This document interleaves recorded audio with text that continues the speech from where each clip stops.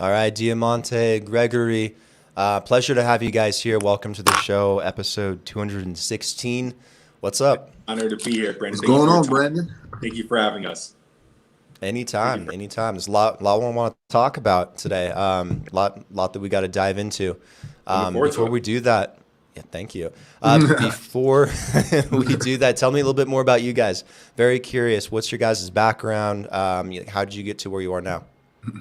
Basketball. Fortunately, I grew up playing sports. That led to not only the connections that I have today through Gregory and our mutual friend Bololo, but also through that has opened doors to schooling opportunities, resources, and other eventual mindset opportunities that led to where I am today. So I'm Bronx raised. I'm 27 years old today. I moved out of the Bronx at about 13, 14, 13 early teens. And with that came a lot of changes. So with that move from the Bronx into Westchester County, life was changing quick and I had to adapt. Basketball led into real estate.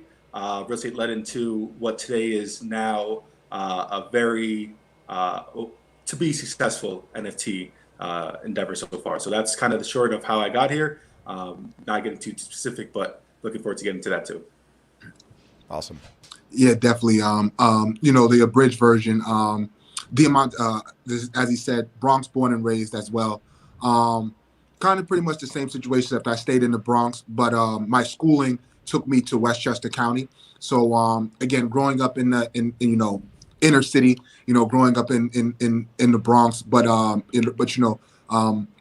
going to being schooled in a preparatory environment definitely was paramount as far as my development. I can't speak for Diamante, but I'm sure he would definitely agree. And again, he spoke about the one singular thing between we're both athletes. He played collegiately, me as well, but I was a football player. He was basketball, I was football. I played basketball in high school, but my talent in football is what garnered me a football scholarship. So I went to Temple, but real estate as well. I'm more on the property management side.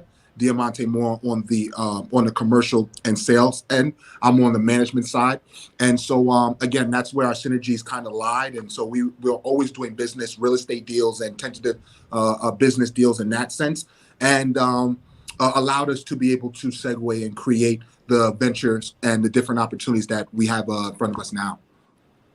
Got it.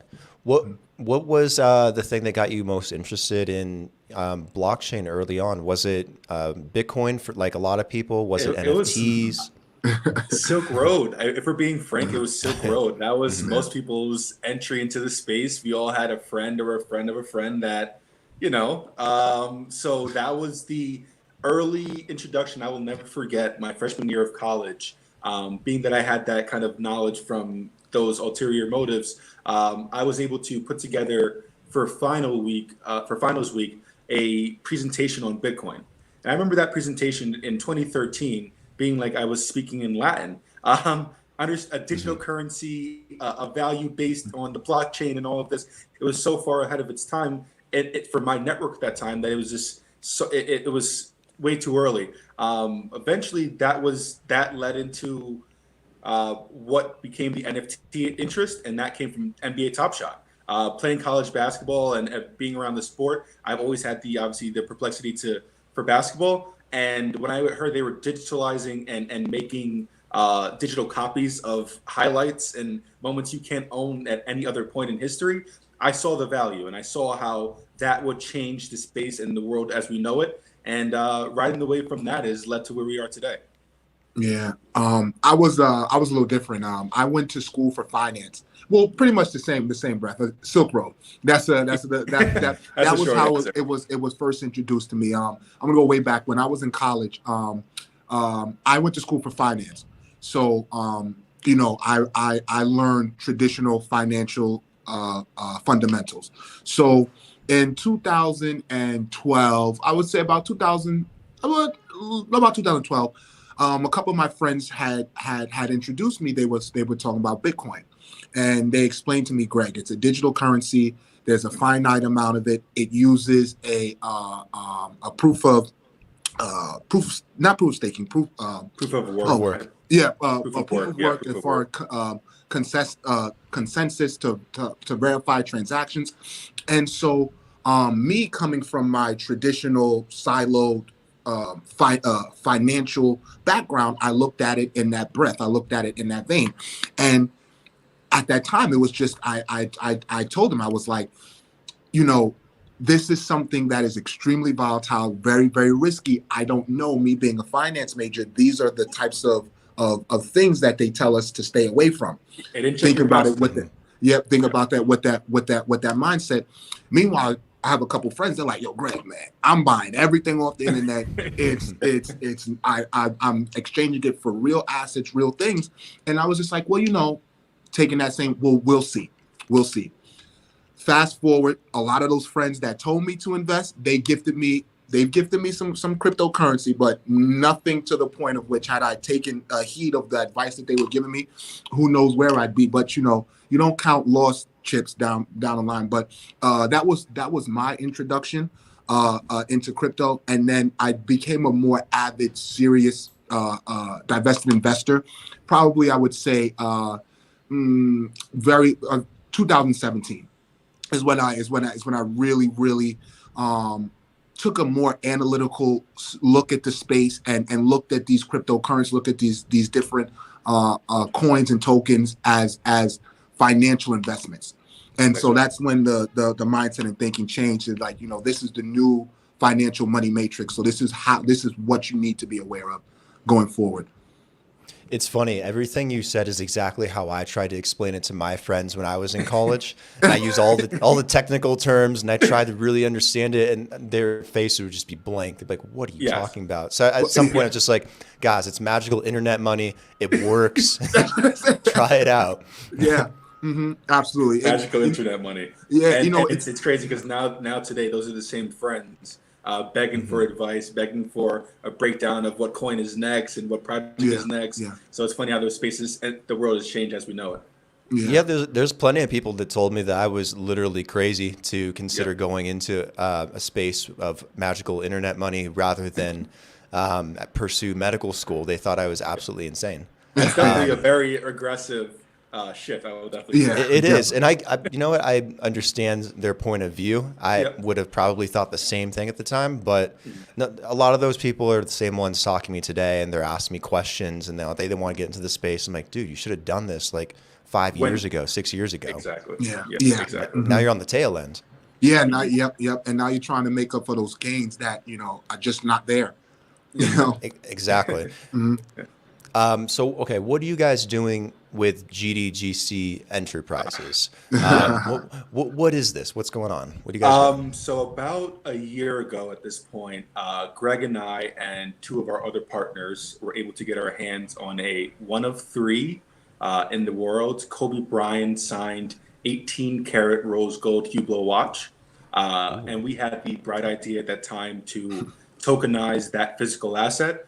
We partnered with a company out of Switzerland who is publicly traded on not only the Swiss exchange, but also the NASDAQ as well. That led to a week of us being featured on the NASDAQ market site at Times Square, 260 publications around the world, and us being the first to tokenize a luxury physical watch into the metaverse. And with that, they kind of created the business model for tokenizing physical assets. So what GDGC does as a business is we tokenize, or rather is a tokenization of luxury physical assets sourced from private collectors, museums, art galleries, educational facilities, any of these assets that have really tangible value, we look to digitalize and bring into Web3.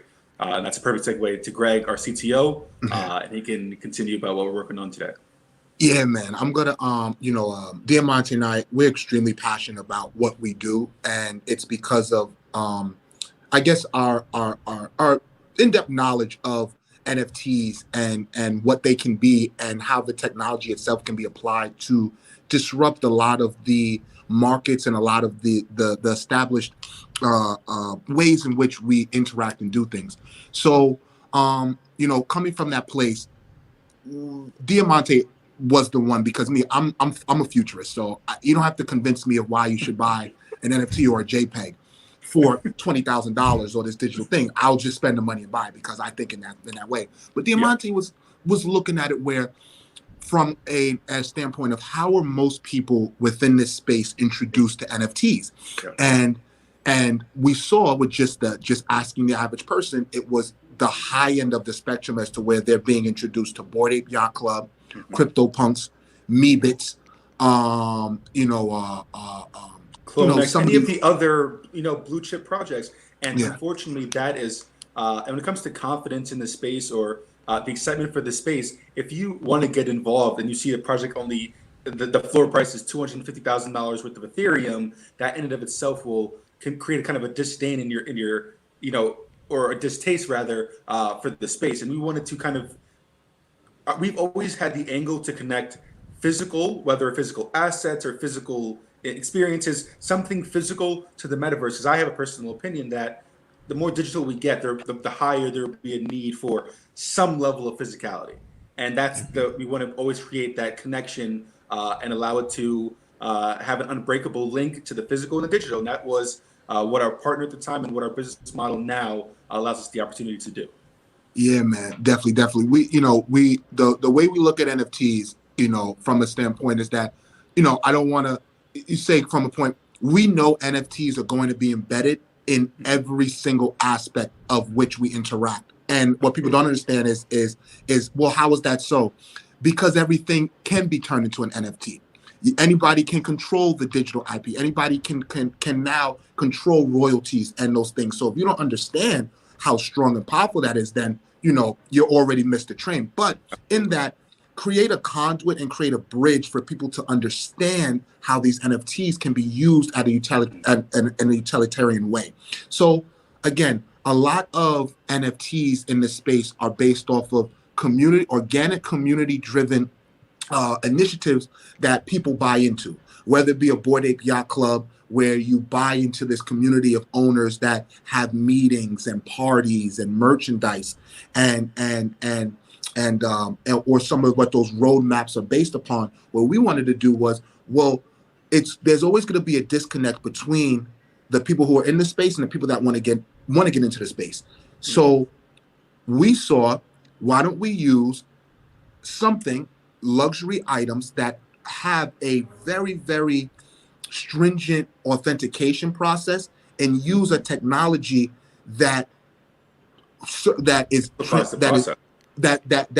the process. NFTs, when put into the blockchain, make them immutable, they make them transferable, but they also prove provenance and digital ownership, things that cannot be taken away, things that only the sole owner can change. And so with that, through our process of dealing with select luxury assets, we said, well, what's the next step? Since the world is being digitized, why don't we digitize these authenticating documents? Yep. And just looking at it from a standpoint, everybody has everything on their phone. So if you're carrying your wallet, your bank cards, then what's the next step to having the certificate for the Rolex that you have, or the certificate for that Louis Vuitton bag, or that ring that you have, or even higher level, for the Picasso or for the Dali painting, or for that blue chip or that ultra luxury watch. What better way of validating its ownership and validating its authenticity than an NFT? And that we were very early to see, and that's something that we've been able to kind of create a niche in and build with. We've been able to, and that leads us to our next. So that project, unfortunately, we weren't able to launch in the way we initially were set up to. So we now repositioned the offering to be what we consider the first meta raffle. We'll be raffling off 8,024 mints at 0.0824 Ethereum, which, as you know, is probably like $200 now. And with that, we're going to be giving away this watch for 0.0824 Ethereum, which will be the first time this has been done in history. So we're looking forward to it. We know that with this asset of this type, we have a lot of options, and that created the Luxury Asset Club, which is what we're now branding this opportunity as. And with this, we'll be able to rinse and repeat. We have other assets in the pipeline as well, a Lamborghini Urus, some other jewelry.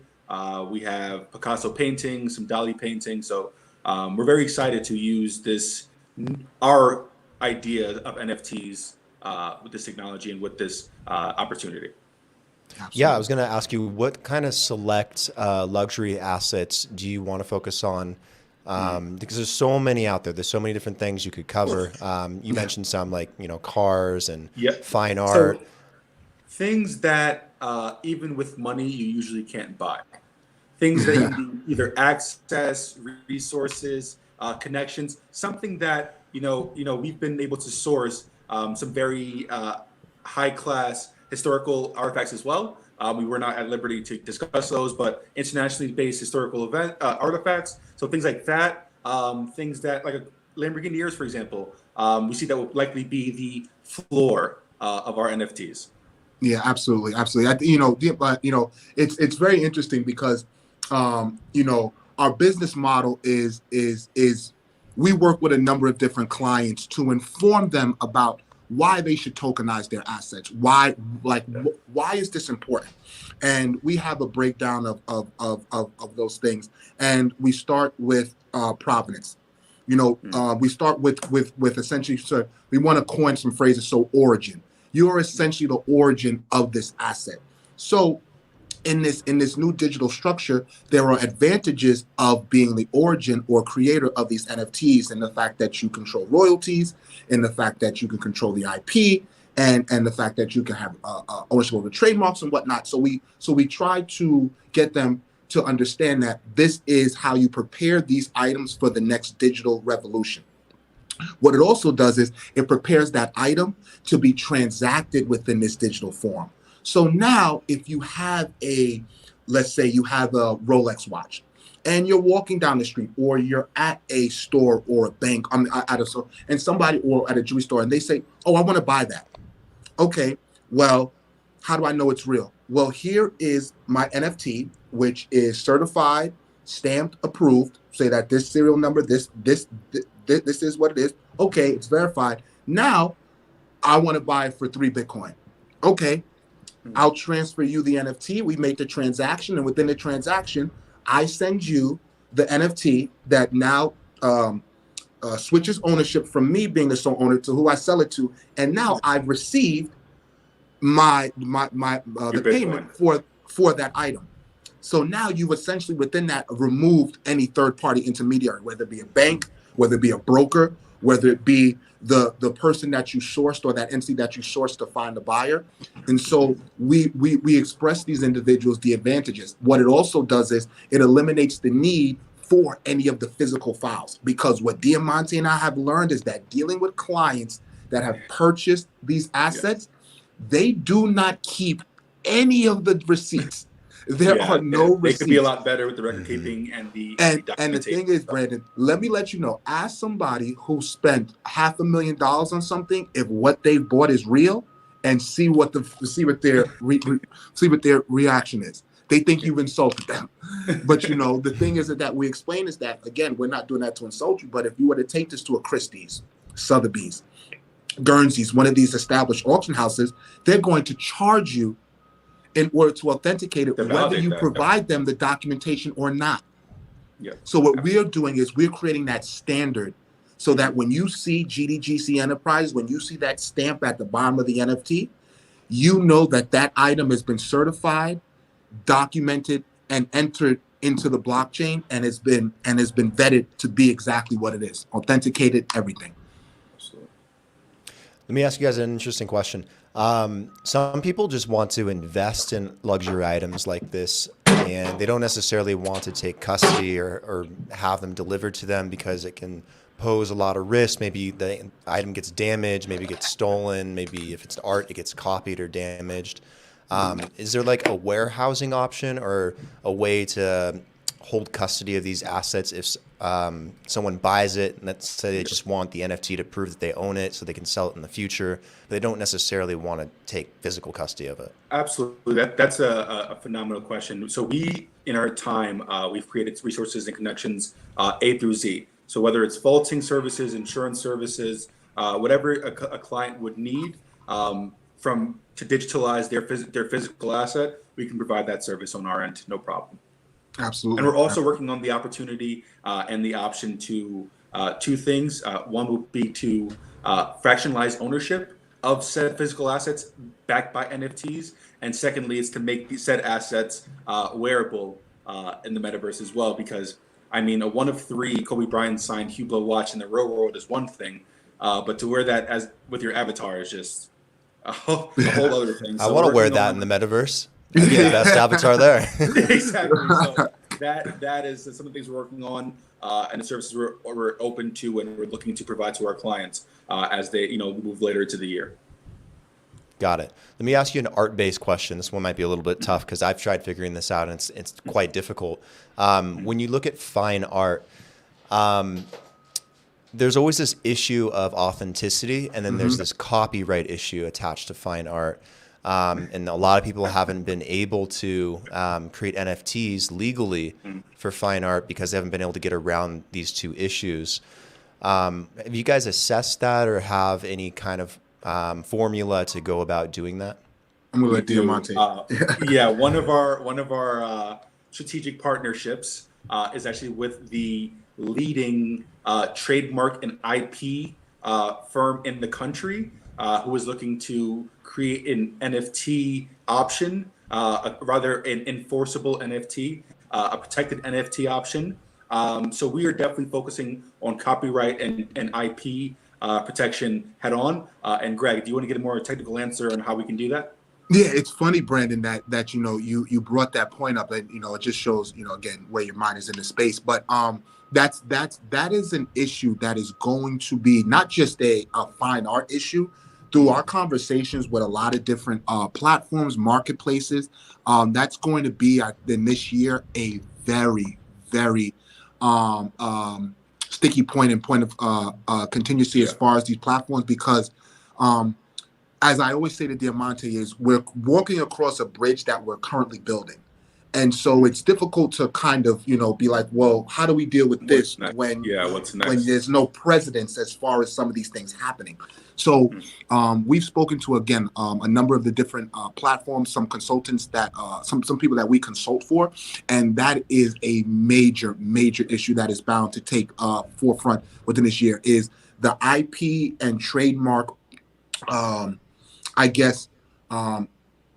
legalities and how they and how they shift when something is minted on a platform, held but then traded on another, and if whether or not that person that you sold it to from maybe an OpenSea to a super rare or a rareable, do they continue to keep the IP and the trademark? Because when the original minter minted it on the OpenSea platform, their bylaws allowed for the next owner to own it. So all those different things, and the fact that it is decentralized is going to bring up these things. But again, Diamante and I, having the forethought, having the pitfalls and the different things that we've experienced, have allowed us to know who we need to align ourselves with, and we found an entity whose main focus is to attack these issues, and it's really, really advantageous. And it worked as a really good meld, because this individual is a major player in the trademark industry. Yeah. They're very connected, so they have a very in-depth understanding of these laws and how IP law. So we're currently right now pretty much dotting all our I's and crossing all our T's to make sure that when it comes down to it, and that when we do work with these artists, art houses, that we are working in a place of legal. Yeah, absolutely. Yeah. Full compliance, whether with the SEC, the IRS, or any of the other parties that be. We're making sure that we're providing the service in a quality way. So, with this relationship, we'll be able to offer to our clients, our partners, and our team full compliance across the board.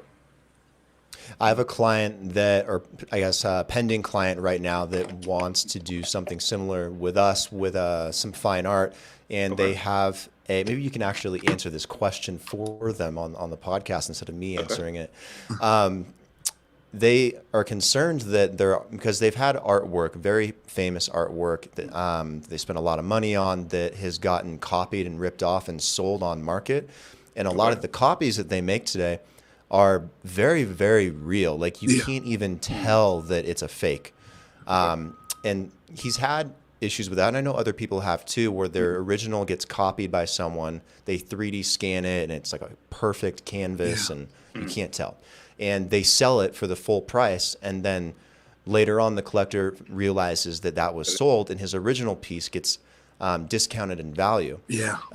One of the issues that they have and the concern is that they're not sure if using an NFT that will prevent them from having that issue, where if you create an NFT representing an art piece, it'll eliminate the ability for someone else to rip off that art piece. And I told them that it would prevent that for a number of reasons, but maybe you guys want to answer that question.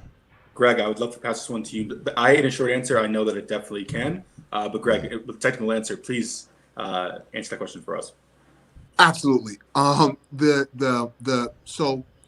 the number of two things, Diamonte and I, again, as we continue to stay in cement, we've established on our end a very astute network of individuals that allow us to carry out the actions that we need to do in order to make sure that those things don't happen. So we have on our end, we have a private art historian that works personally with us in order to verify all these items. Okay. So we work on before they're tokenized, Greg. Yes.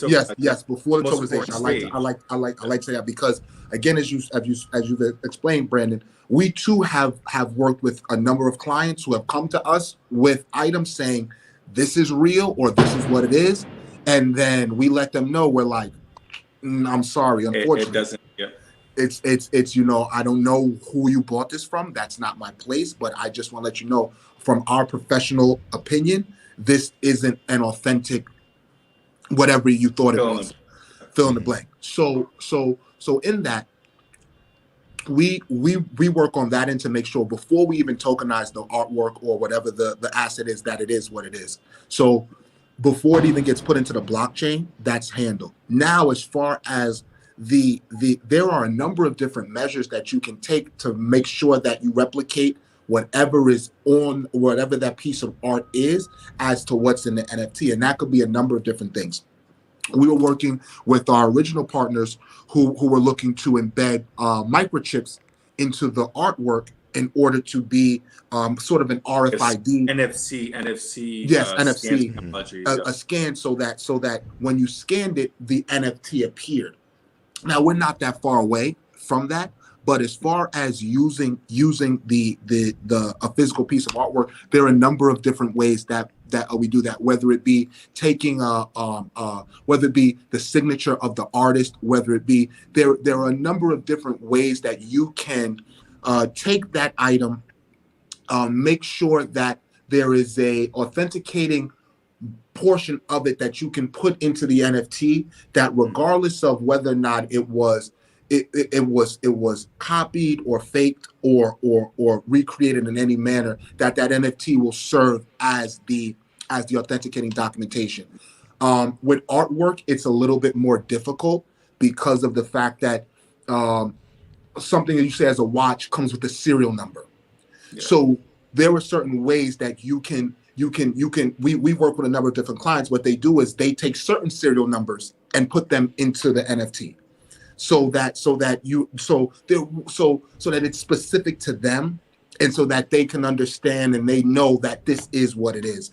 But with a piece of art, that we work with the client, and again, each situation is special to itself. So we work with the client in order to prove or work with them to say, okay, what are we going to put in this IPFS protocol that's going to differentiate, is going to explain that this item is what it is? And then we work on the back end with our art historian to make sure that whatever that differentiating a characteristic is viable and able to be used in order to authenticate. And be perpetually validated as well, because the goal isn't to just prove ownership now, but to prove it in perpetuity, where it can be inherited, it can be passed down, it can be transacted. And with that one stroke of data added to added to the digital world, you're forever protected. So that's kind of the goal in the service that we offer. Done once, done right, never has to be done again. Yeah. Got it. Let me ask you a couple more questions and then we'll start wrapping it up. We've mentioned metaverse a few times in this conversation. What are your guys' plans or direction to go with the metaverse? Do you have any? Do you guys want to take these assets into the metaverse? Yes. What's the plan? What's the goal? I think that the ultimate goal would be to create some type of virtual auction house, but also raffle style environment where your avatar can enter our villa, our auction house, our event space, whatever we decide to call it, and you're able to transact in whatever medium and way we decide to transact, whether it's a highest and best offer wins, whether it's a raffle style and one person wins, whether it's charity event as well, because we also have a 501c that we're working as. We have a not-for-profit rather. So we have all the different angles covered. But in the metaverse, we see it being just the next step what we're already working on now. It's just having kind of a physical place to have our digital auctions, but not physical, just digital physical. So Yeah. that's how we plan on using the metaverse. Yeah, No, just on as this end, Diamante yeah. said, we're kind of walking across the bridge as we're building it. But again, the one thing that we like to do is every NFT. So again, not just NFT consumers, but NFT producers, and not just in the vein or space where we're looking at it as a project, but more of a business. So the GDGC is the entity that allows us to authenticate and tokenize the items that these individuals bring to us. Now, we do work with a number of different clients who just want to tokenize their assets. They're not interested in any way of transacting them, selling them, or auctioning them off. So what has allowed us to create a business model. And so what we've done with that is that now GDGC tokenizes the select luxury assets that the luxury asset club raffles off. Yeah, that's our So vehicle. so it's the bridge for this real item to be sold as an NFT in this new crazy meta raffle environment. And what you asked as far as where our vision is as far as that, and what we want to do is create Diamante and I own virtual land in the Sandbox, Decentraland, Crypto Voxels, looking at a few more, but again, we that's where we have a lot of our most of our estates and parcels are in those places. And so again, just making sure that we have a foothold in those markets so that when we do build out exactly what we want to do, it can be done exactly the way we want. But as you said, looking at it more of as far as the luxury asset club having a space or a place for people to interact where the winners of these items can kind of come. They can interact with them. They can show them off. We will have a luxury asset club. Yeah, it's a There club. will be Yeah, a space where you can interact with, you can exist, because you said it's not just the project; it's the roadmap the project has. So whoever isn't, lucky enough to win the actual asset, that membership or that ticket rather, or token, will serve as membership into the club. So as we build out the metaverse element and the actual immersive element, we definitely plan on having some options to explore that way as well. We also own land in my personal favorite metaverse, Superworld, which is a VR and AR based environment and allows you to essentially monetize the real world as like a layer of Google Maps. But that I think will be the easiest for, like I said, the average person. 'Cause that's where my angle is, not the evangelists into the space, the billions of people that haven't gotten into the space yet. How can we create the easiest segue? And I do believe these these realistic environments or these semi-realistic environments will provide the easiest angles for entry. Yeah, that's actually what I was going to ask you guys. What are your favorite metaverses? Superworld, by far. Oh my god! I think because it's, for me, it's like I said, it's something that you can interact with in a different environment.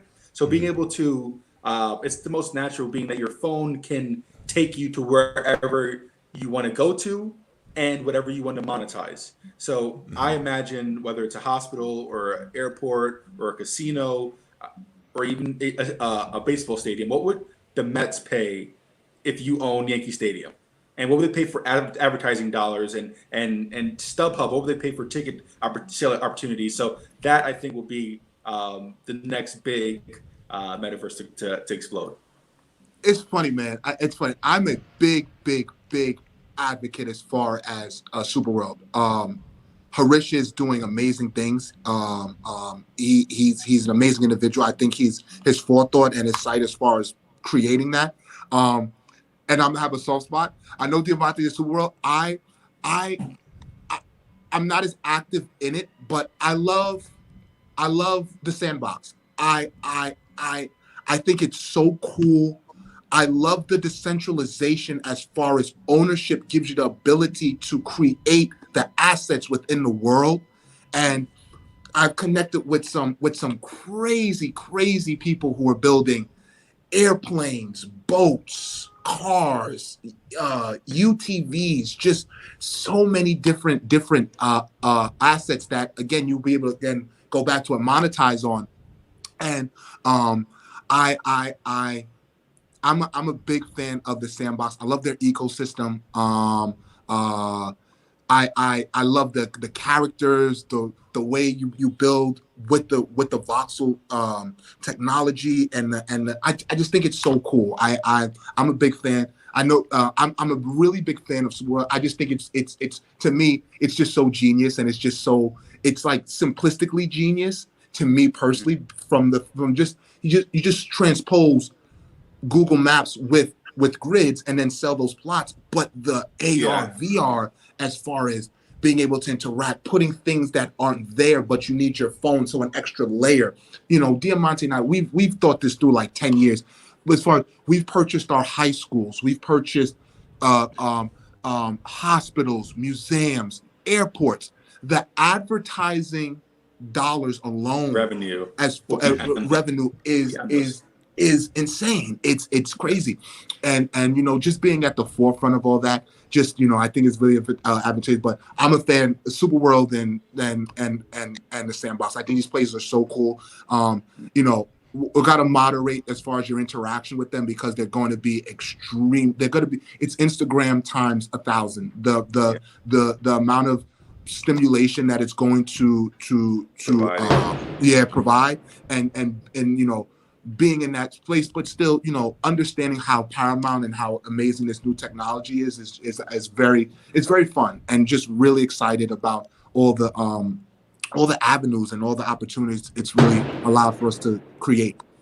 I totally agree. It's fluid real estate. That's essentially all it is in the end. In the real world, you build a tower. That tower has a function, but that the real estate is now valued to what the tower is, because taking down that tower and putting something else on that plot of land is going to be a hell of a lot of work and very expensive, and it probably will never happen. In the metaverse, especially in New York City. In the metaverse, you could build a tower, save it, delete it. Next day, build a stadium, save it, delete it. The next day, build a Whole Foods. And, and fortunately, we have architects that we're working with as well to further help with those goals. So if you have any of those lofty visions with development, we can definitely work together in that capacity as well. Yeah, Brandon, you just said it. You said it's like it's real estate in its most fluid form, in the fact that you have complete control and autonomy over what you want to build. You have the ability to monetize on it. You also have the ability to lease it out. Hell, if you don't even want to, you could. I'll lease my land out, or my estate out to somebody else. You can build whatever you want for 6 months. You have the lease to my plot of land, whatever. There's just so many, and fluidity. That person built a store. The next person that I've leased it out to built a stadium. The next person they built a DJ booth. It's just. I read about someone building a virtual mechanic shop and made $100,000 with the last 6 months with their virtual mechanic shop. Yeah. So I mean, it's changing. It's changing right in front of our eyes, and I'm very fortunate, and I'm very excited and thankful that we're all able to see that opportunity, because for us to see the vision now, imagine 5 years from now.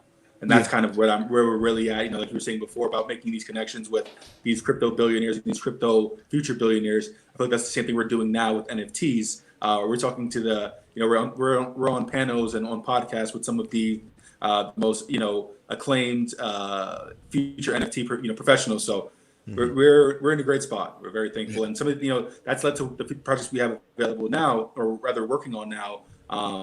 Greg, do you want to talk about the NFT Academy and token needs before we check out? Yeah, definitely. So Brandon, using your platform and what you've allowed for us to speak, and just we want to use this and amplify what we want to do so much. So one of the messages and goals that Diamonte and I have is teaching people about the power of NFTs and understanding the technology, because I think that that's a major issue that people have, that it's really a hindrance to them entering the space. Is there really isn't a bridge or an avenue for them to onboard.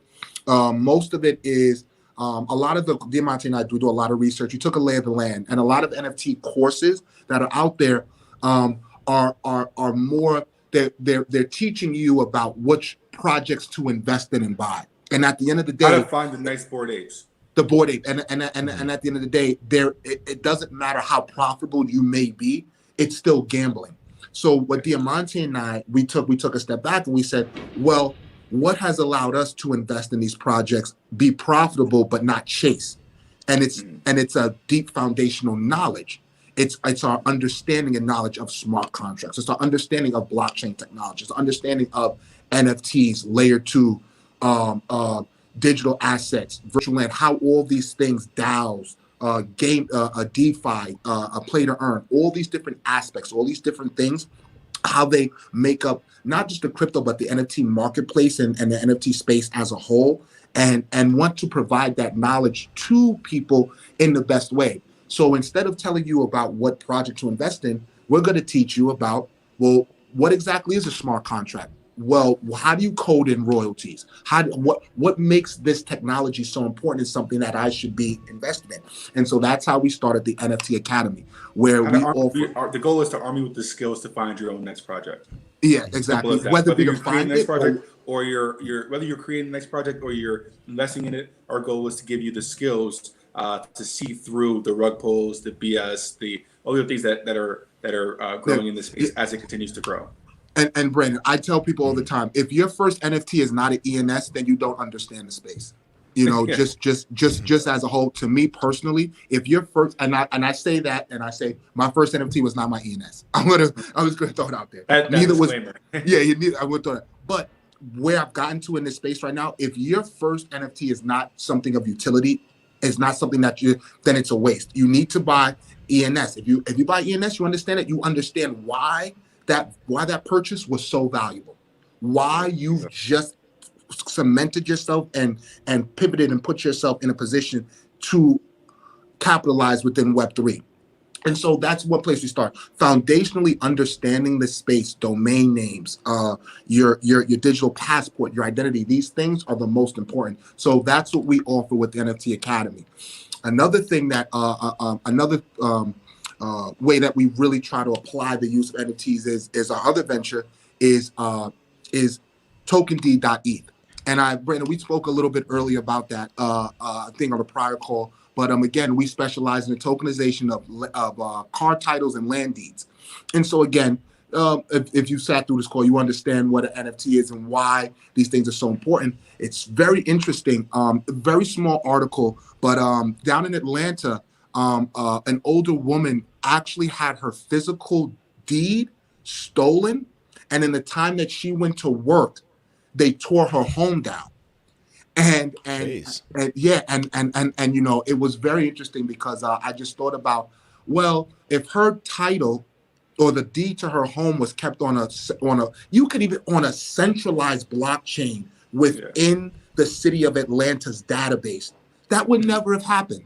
There would have been no avenue for somebody to forge physical documentation and use that as a means to take advantage of somebody who's not aware. And so really applying the use of NFTs and the use of blockchain in order to disrupt and monetize and create new ways to create generational wealth. Brandon, if you tokenize your car or your deed, and that's recognized, then whether or not you sell it 10 years from now, 100 years from now, the wallet that's connected to you will receive will receive royalties in perpetuity. So just seeing that, and then our biggest and what everything ties into is our, as Diamante mentioned, was our 501c3. That is Project Rewire. And that's probably the one that's most near and dear to us, the one that we work the hardest on. And what we do is we work with youthful offender groups and different prisons within right now the New York State system in order to create art programs where we tokenize the artwork and auction it off. So the main point of that is to do one of two things. What we want to do is create an avenue and create an outlet for these individuals to use NFTs as a means of creating self-value, but also real value. And then use the Ethereum that we receive from these auctions, stake it, put it in liquidity pools, borrow against it, use these new methods of DeFi to create even more funds for prison reform, whether that be go back into the program itself or as a whole into different charities that focus on prison reform, and just try to target different ways in which these entities can raise money and do this in the world of COVID. You know, we're not as social as well. That's another thing. We want to make sure we're providing the financial literacy to some of these, these offenders as they re-enter society due to the power of the blockchain and NFTs. And then the best thing about it is that because Project Rewire itself is a 501c3, any donation made to the entity is a charitable donation, so it can be written off. So it's a win-win situation. You know, you're not just buying a security, but you're making a charitable donation that's completely transparent on the blockchain that you can see is going towards exactly what our message is. There's so much I want to follow up on this. Unfortunately, I have to get to a meeting in a few minutes. No problem. But we will definitely talk about this, and we will definitely talk about this off podcast as well. There's a number of things I want to bring up with you guys that I think you might be interested in. No problem. But before we go, tell me really quick, where can people go to learn more about what you guys are doing, to keep tabs and to follow along and, maybe even be involved? Yeah, so first thing is I'm on Instagram, I'm on LinkedIn, I'm on, those two are my main social media at the time, zarba.eth on either. Our project is the Luxury Asset Club on Twitter and Instagram. Greg, your socials? Yes, again, you guys can look, I got my name up there, Gregory Gadsden, GGads, that's 3Zs.eth. If you guys want to find me, that's how you find me on LinkedIn.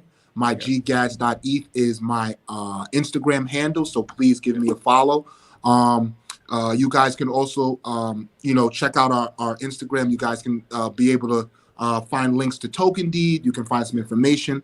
But that's how you can find us. And I want to end this, Brandon. I want to thank you so much for giving us the opportunity, giving us the platform, giving us an avenue to express who we are, to explain what we're doing and why this is so important.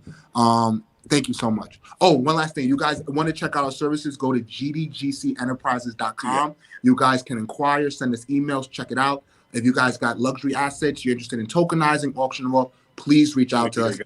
Yes. And please tune in, subscribe, listen to Brandon. He's the man. I'm telling you guys. I'm looking forward to it. Yeah. Yes. Yeah, it's a pleasure to have you on, guys. It's my job, so don't even worry.